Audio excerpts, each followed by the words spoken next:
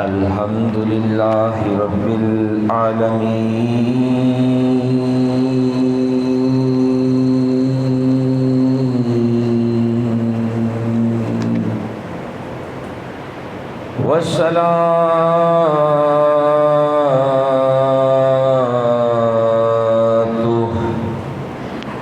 والسلام علی سید الانبیاء والمرسلین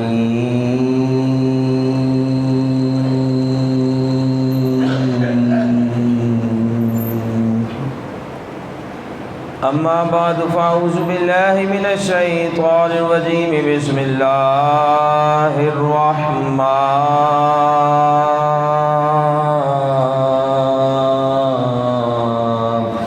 الرحیم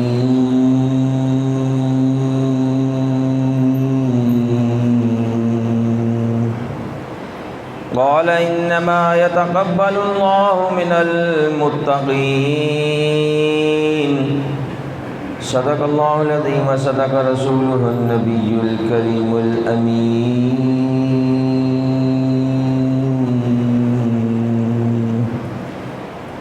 ان اللہ وملائکتہ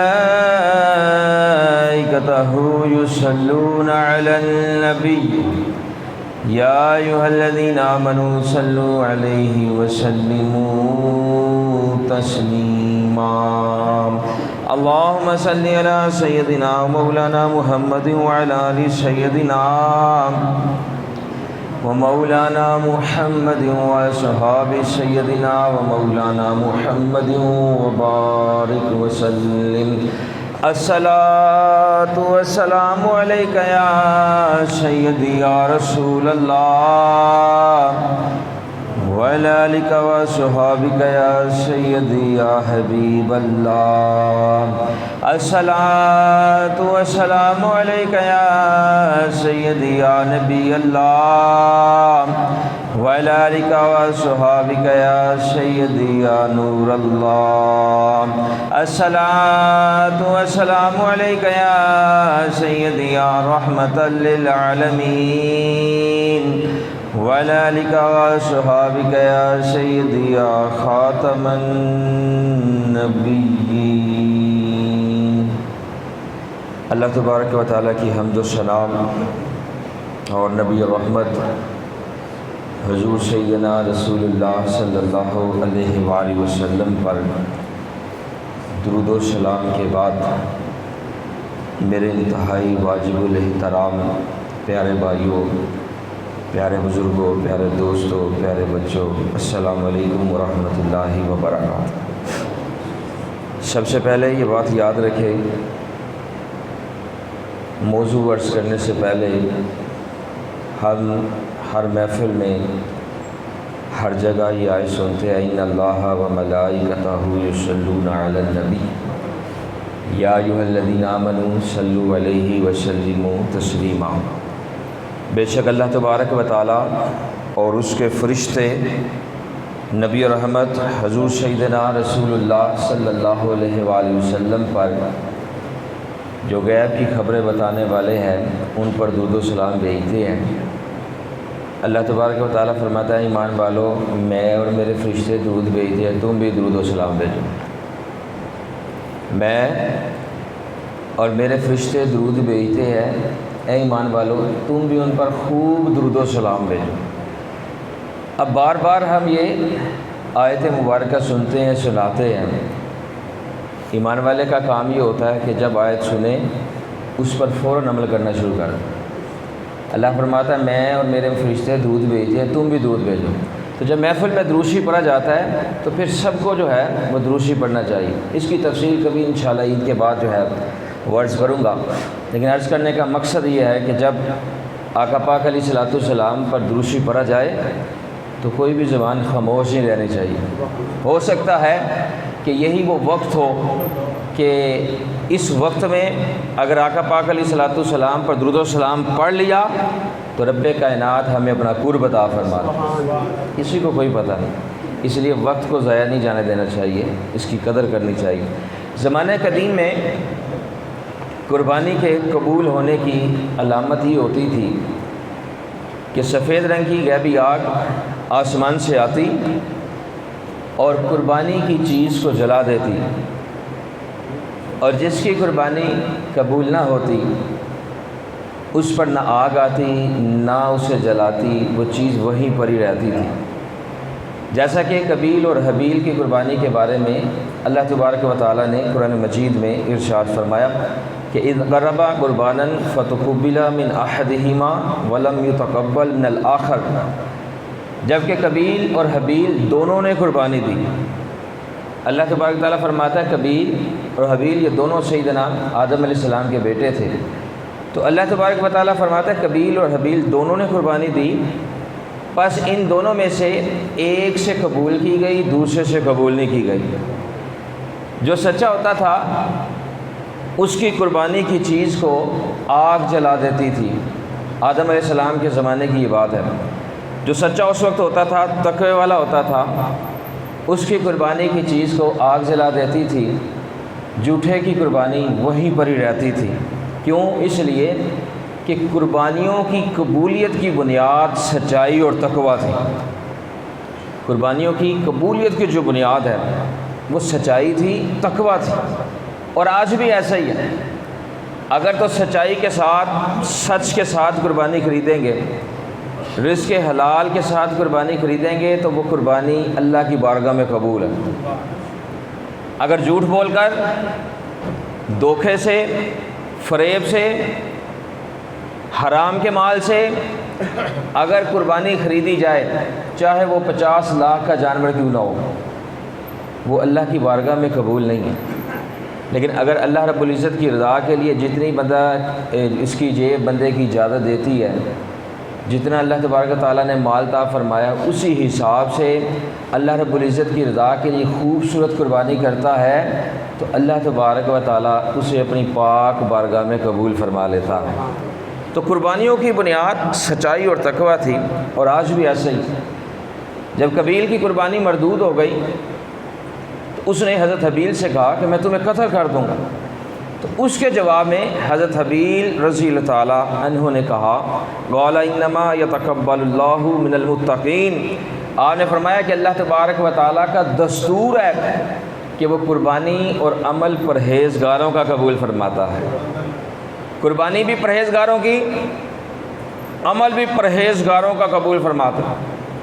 اور سیدنا عبداللہ بن عباس رضی اللہ تعالیٰ عنہما کی روایت میں آتا ہے، اور دیگر صحابہ رضی اللہ عنہم بھی یہ روایت کرتے ہیں، فرماتے ہیں کہ سیدنا آدم علیہ السلام کے ہاں جب اولاد ہوتی تو ایک ساتھ ایک بچہ پیدا ہوتا، ایک بچی پیدا ہوتی، ایک بیٹا ہوتا، ایک بیٹی ہوتی۔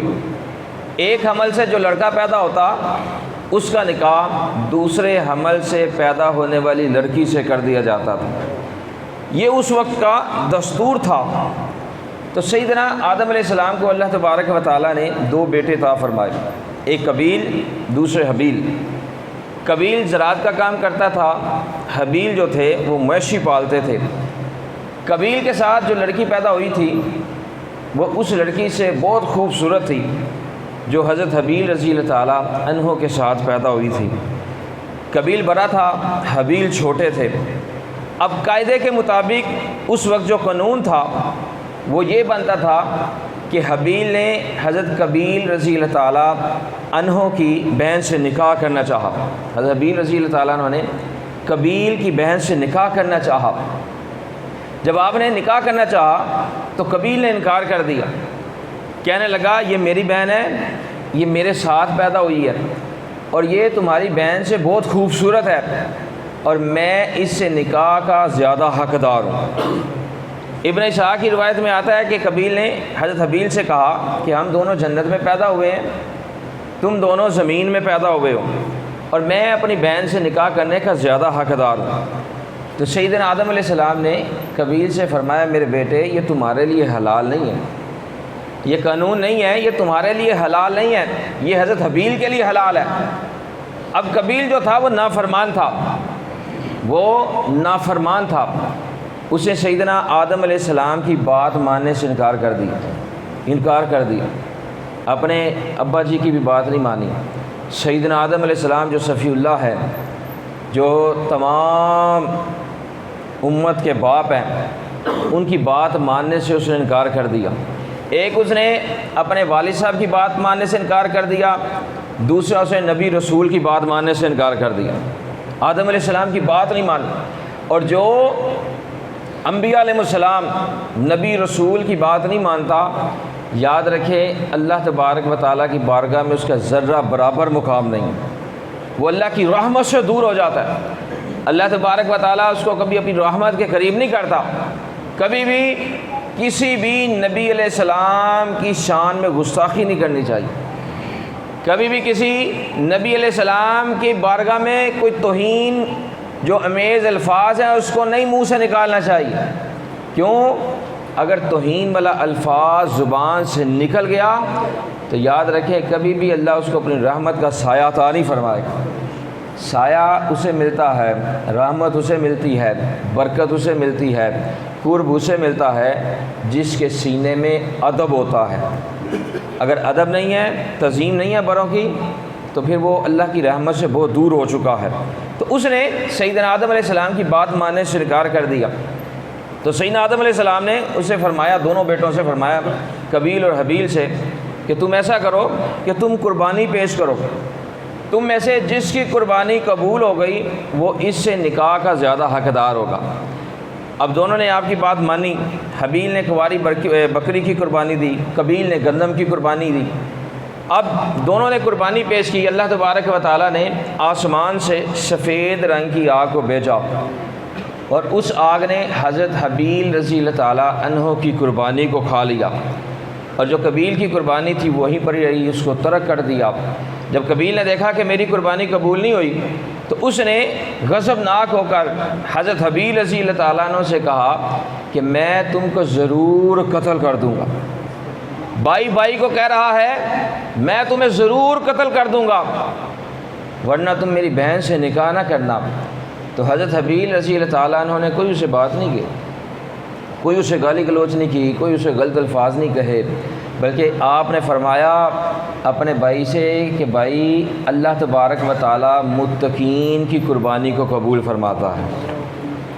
کوئی جھگڑا نہیں کیا، صرف سمپل الفاظ آپ نے ارشاد فرمائے کہ اللہ تبارک و تعالیٰ متقین کی قربانی کو قبول کرتا ہے۔ اور اس نے کیا کیا؟ اس نے حضرت حابیل کو جو ہے وہ شہید کر دیا۔ دنیا کا سب سے پہلا قاتل جس نے رشتے کے تنازع میں اپنے بھائی حضرت حابیل رضی اللہ تعالیٰ عنہ کو قتل کیا، اس کو سزا کیا ملی؟ جب اس نے آپ کو شہید کر دیا تو خون بہاتے ہی قابیل کا جو چہرہ تھا وہ سیاہ ہو گیا اور بدصورت ہو گیا۔ اللہ تبارک و تعالیٰ نے اسے وہی سزا دے دی، اس کا جو منہ تھا وہ کالا ہو گیا، بدصورت ہو گیا۔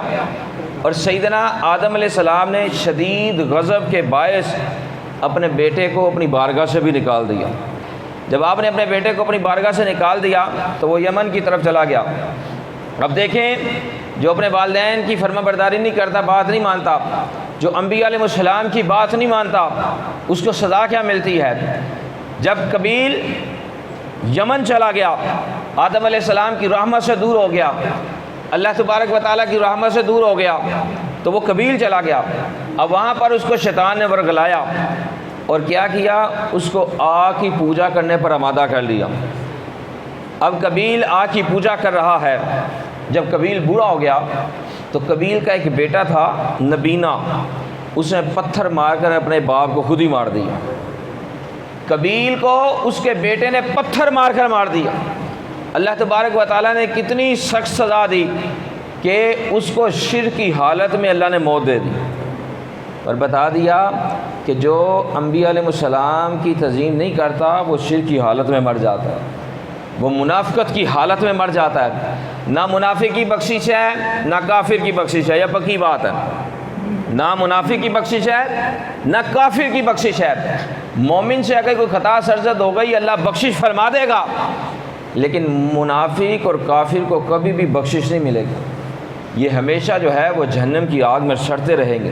اس لیے کہا جاتا ہے کہ کبھی بھی جو ہے وہ انبیاء علیہ السلام کے خلاف بات نہیں کرنی چاہیے۔ میڈیا پر ہے کوئی ابراہیم علیہ السلام کی توہین کر رہا ہے تو نعوذ باللہ، کوئی موسیٰ علیہ السلام کے خلاف ہے، ان بدبختوں کو پتہ نہیں ہے کہ جو انبیاء علیہ السلام کی تعظیم نہیں کرتا وہ اللہ کی رحمت سے دور ہو جاتا ہے، اور جو اللہ کی رحمت سے دور ہو جاتا ہے وہ جہنم کے قریب ہو جاتا ہے، پھر اللہ تعالیٰ کبھی بھی اس کو اپنی رحمت کے قریب نہیں کرتا۔ تو آدم علیہ السلام کے جو بیٹے تھے حابیل، ان کو شہید کیا قابیل نے، کس وجہ سے؟ رشتے کی وجہ سے، اور جان بوجھ کر قتل کیا۔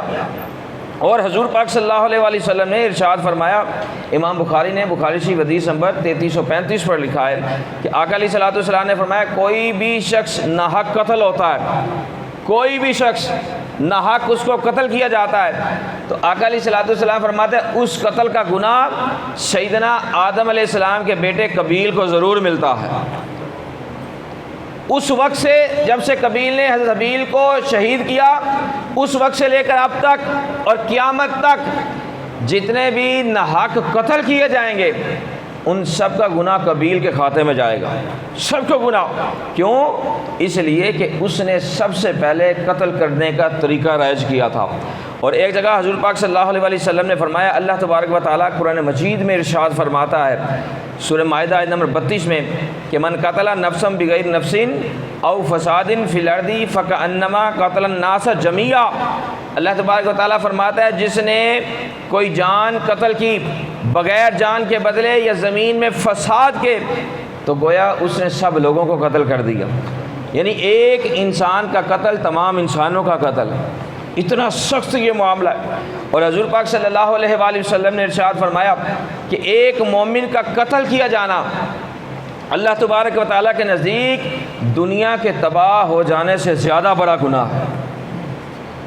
اب دیکھیں لوگ جو ہیں وہ ناحق قتل کر رہے ہیں، کسی کو پتہ ہی نہیں ہوتا کیوں قتل کر رہا ہے، جائیداد کے معاملے میں قتل کیے جا رہے ہیں، وراثتوں کے معاملے میں قتل کیے جا رہے ہیں، بھائی بھائی کو مار رہا ہے، ہمسایوں کو مارا جا رہا ہے، اور پھر بڑا فخر کرتے ہیں میں نے اتنے قتل کیے ہیں۔ ان کو پتہ نہیں ہے کہ آقا علیہ الصلوۃ والسلام نے فرمایا، انہوں نے پڑھا نہیں ہے کہ ایک مومن کا قتل کیا جانا اللہ رب العزت کے نزدیک دنیا کے تباہ ہو جانے سے زیادہ بڑا گناہ ہے۔ اور حضور پاک صلی اللہ علیہ وآلہ وسلم فرماتے ہیں کہ اگر آسمان و زمین والے ایک مرد مومن کے خون میں شریک ہو جائیں تو اللہ تبارک و تعالیٰ ان سب کو جہنم میں اوندے منہ ڈال دے گا۔ زمین میں سے کوئی بھی بندہ مومن کے قتل میں شریک ہو گیا تو جہنم میں اوندے منہ ڈال دیا جائے گا، اتنا سخت گناہ ہے۔ اور آقا علیہ الصلوۃ والسلام کے فرمان پر سن کر جو عمل نہیں کرتے، یاد رکھیں وہ بھی صفحہ ہستی سے مٹا دیے جاتے ہیں۔ تو حضور پاک صلی اللہ علیہ وآلہ وسلم کے فرمان پر ہمیشہ مومن کو عمل کرتے رہنا چاہیے، جو عمل کرتے ہیں اللہ تبارک و تعالیٰ انہیں ہی کامیابیاں عطا فرماتا ہے۔ اس لیے مومن کو قتل کرنا تو دور کی بات ہے، مومن کو تکلیف پہنچانے سے بھی بچنا چاہیے۔ کیوں؟ مومن کے دل میں محبت مصطفیٰ علیہ الصلوۃ والسلام ہوتی ہے، مومن کے دل میں صحابہ کی محبت ہوتی ہے، اہل بیت کی محبت ہوتی ہے، اولیاء اللہ کی محبت ہوتی ہے، رب کائنات کی محبت ہوتی ہے۔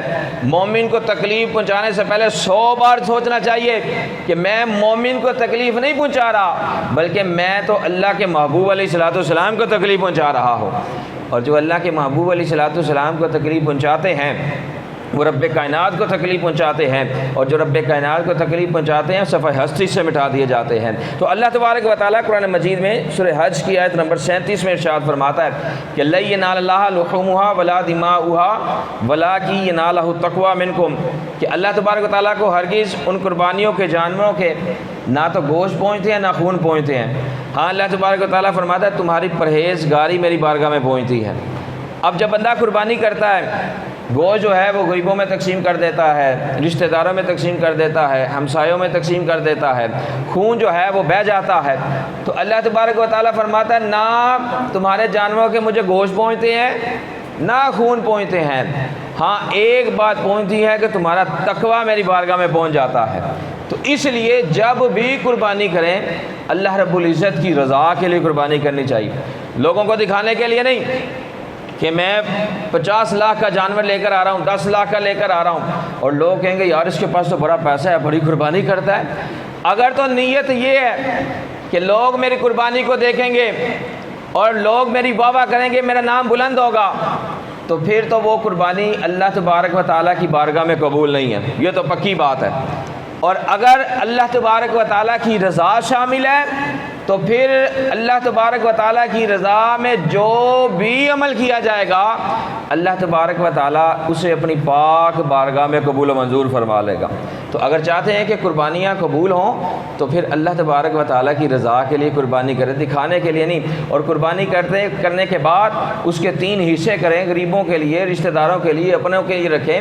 لیکن آج کل اگر دیکھا جائے، معذرت کے ساتھ بات کر رہا ہوں، آج کل دیکھا جائے تو مجھے تو پتہ نہیں ہے، لیکن جو دیکھنے میں آیا وہ یہ ہے کہ ہم تو اپنی فریجوں تو بڑھ لیتے ہیں، اوپر والا فریزر بڑھ لیا، نیچے والا بڑھ لیا، غریب کے کھاتے میں تھوڑا سا گوشت دے دیا، اور اگر نہیں دیا 10 دن 15 دن بعد جب گوشت خراب ہو گیا تو اس کو جا کے تقسیم کر رہے ہیں۔ یہ زیادتی ہے، یہ کیا ہے؟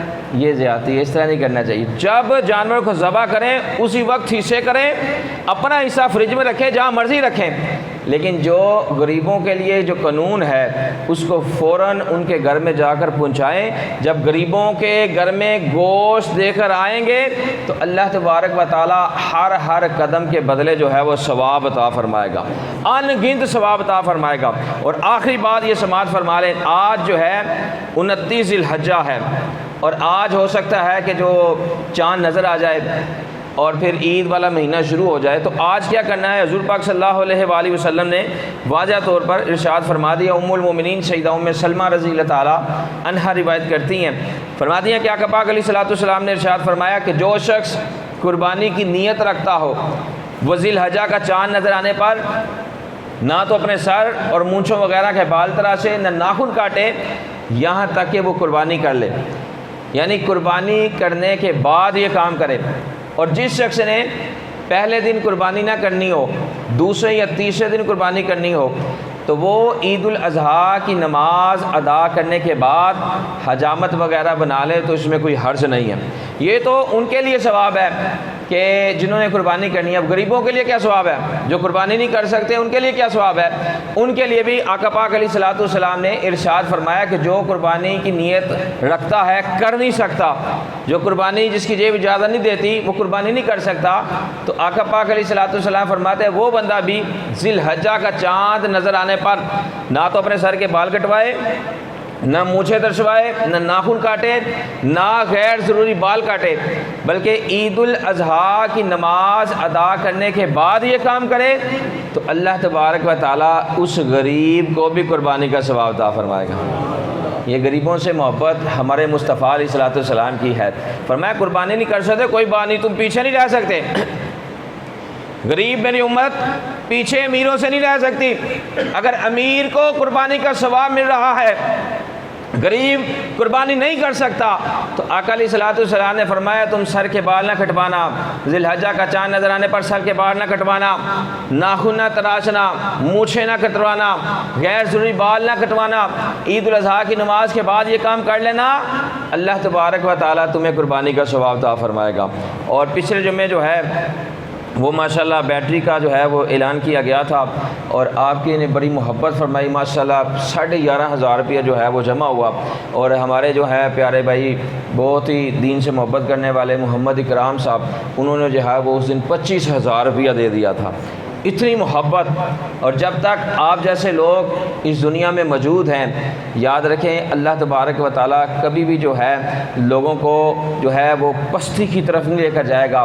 ہمیشہ اللہ تبارک و تعالیٰ جس جگہ دین سے محبت کرنے والے لوگ ہوتے ہیں وہاں اس علاقے میں اللہ تبارک و تعالیٰ رحمتوں کا نزول فرماتا ہے، برکتوں کا نزول فرماتا ہے۔ اور اس محلے میں اگر کوئی پریشانی بھی آ جاتی ہے تو ان نیک لوگوں کی محبت کی وجہ سے، ان دیندار لوگوں کی وجہ سے، ان دین سے محبت کرنے والوں کی وجہ سے اللہ تبارک و تعالیٰ ساری پریشانیاں، تکلیفوں، مصیبتوں کو اس محلے سے دور فرما دیتا ہے۔ تو ایسے لوگ موجود ہیں یہاں پر کہ جو دین سے محبت رکھتے ہیں۔ دیکھیں 25,000 روپئے انہوں نے بیٹری کے لیے دے دیا، کس لیے؟ اللہ تبارک و تعالیٰ کی رضا کے لیے۔ اور جو اللہ تبارک و تعالیٰ کے گھر کو آباد رکھتے ہیں، اس کے گھر کا خیال رکھتے ہیں، اس کے گھر کو روشن رکھتے ہیں، ان کے بارے میں حضور پاک صلی اللہ علیہ وسلم نے واضح فرما دیا۔ آقا علیہ الصلوۃ والسلام نے فرمایا جو شخص مسجد میں چراغ روشن کرے گا جب تک اس کی روشنی برقرار رہے گی فرشتے اس کے لیے دعا کرتے رہیں گے۔ تو ان کے لیے دعا کر رہے ہیں، اکرام صاحب کے لیے دعا کر رہے ہیں جنہوں نے 11,500 روپے جمع کرایا، چاہے 1 روپیہ بھی دیا، ان کے لیے بھی فرشتے دعا کریں، کیونکہ بیٹریاں چل رہی ہیں، لائٹ جائے گی، یہ روشنی بلے گی، فرشتے ان کے لیے دعا کرتے رہیں گے۔ ایک صحابی تھے حضرت تمیم داری رضی اللہ تعالیٰ عنہ، انہوں نے کیا کیا، انہوں نے مسجد میں قندیل روشن کی، تو حضور پاک صلی اللہ علیہ وسلم نے جب دیکھا کہ قندیل روشن کر دیا ہے، مسجد کو روشن کر دیا ہے، اللہ کے گھر کو روشن کر دیا ہے، تو آقا پاک علیہ الصلوۃ والسلام نے فرمایا کہ اگر میری بیٹی ہوتی تو میں اس کے ساتھ تیرا نکاح کر دیتا۔ اتنی بڑی بات کہ تم نے ایک قندیل روشن کی، ایک بلب روشن کیا، تو آقا علیہ الصلوۃ والسلام نے فرمایا اگر میری بیٹی ہوتی تو میں اس کا تیرے ساتھ نکاح کر دیتا۔ تو مسجد سے جو محبت کرتے ہیں، یقین جانے وہ دنیا قبر اور آخرت میں کامیاب ہیں۔ اس لیے دل کھول کر جو ہے مسجدوں سے محبت کرنی چاہیے، مسجد کی انتظامیہ سے محبت کرنی چاہیے، امام صاحب سے محبت کرنی چاہیے، مسجد کا خیال رکھنا چاہیے۔ ضروری نہیں ہے کہ انتظامیہ کہ یہ چیز خراب ہے تو پھر لے کے آنی ہے، خود بندہ نماز پڑھتا ہے، آتا جاتا ہے، دیکھتا ہے کہ مسجد کی ٹوٹی نہیں صحیح، مسجد کا پنکھا نہیں صحیح، مسجد کا بلب نہیں صحیح، خود لا کر لگا دیتا ہے اللہ کی رضا کے لیے۔ جو اللہ کی رضا کے لیے عمل کرتے ہیں، یقین جانے اللہ تبارک و تعالیٰ دونوں جہانوں میں کامیابیاں عطا فرمائے گا۔ اللہ تبارک و تعالیٰ ہماری حاضری کو اپنی پاک بارگاہ میں قبول و منظور فرمائے، آمین۔ و آخر دعوانا الحمدللہ رب العالمین۔